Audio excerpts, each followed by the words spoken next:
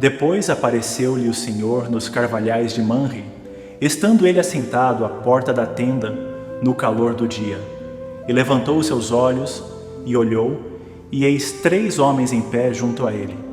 E vendo-os, correu da porta da tenda ao seu encontro, e inclinou-se à terra, e disse: Meu Senhor, se agora tenho achado graça aos teus olhos, rogo-te que não passes de teu servo.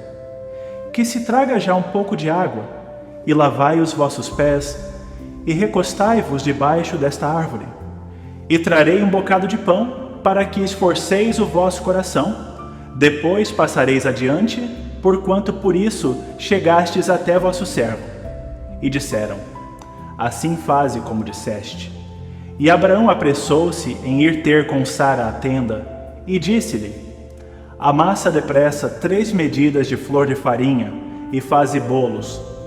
E correu Abraão às vacas, e tomou uma vitela tenra e boa, e deu-a ao moço, que se apressou em prepará-la.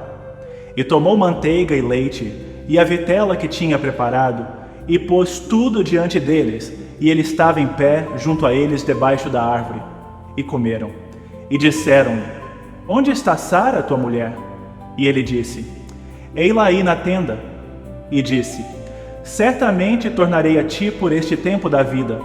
E eis que Sara, tua mulher, terá um filho. E Sara escutava a porta da tenda, que estava atrás dele. E eram Abraão e Sara já velhos, e adiantados em idade. Já a Sara havia cessado o costume das mulheres.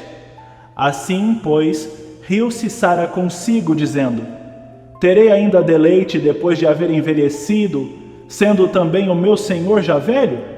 E disse o Senhor a Abraão: Por que se riu Sara, dizendo: Na verdade darei eu à luz ainda, havendo já envelhecido? Haveria coisa alguma difícil ao Senhor? Ao tempo determinado tornarei a ti por este tempo da vida, e Sara terá um filho. E Sara negou, dizendo: Não me ri, porquanto temeu. E ele disse: Não digas isso, porque te riste. E levantaram-se aqueles homens dali, e olharam para o lado de Sodoma. E Abraão ia com eles, acompanhando-os.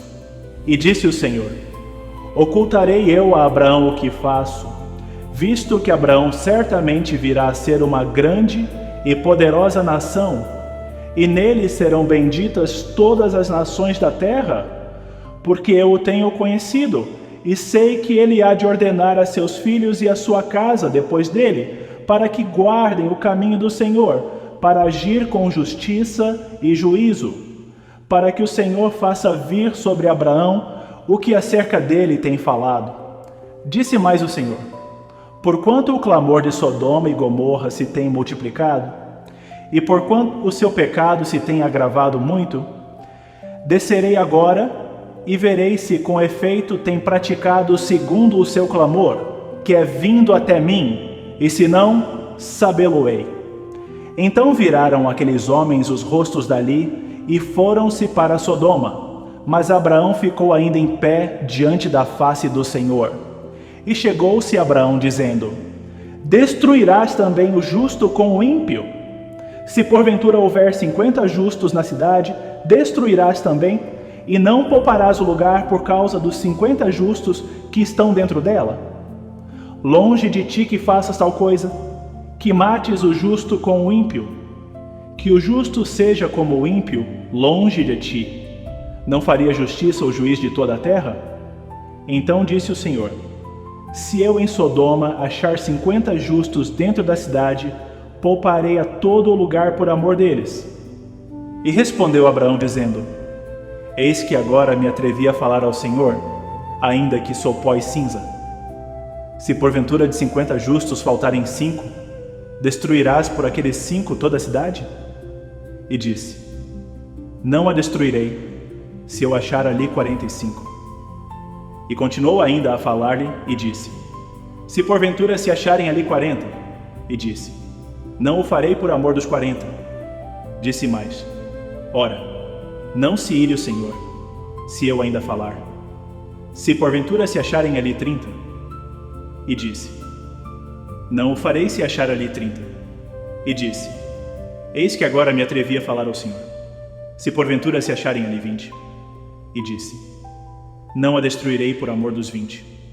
Disse mais: Ora, não se ire o Senhor, que ainda só mais essa vez falo. Se porventura se acharem ali 10. E disse: Não a destruirei por amor dos 10. E retirou-se o Senhor quando acabou de falar a Abraão. E Abraão tornou-se ao seu lugar.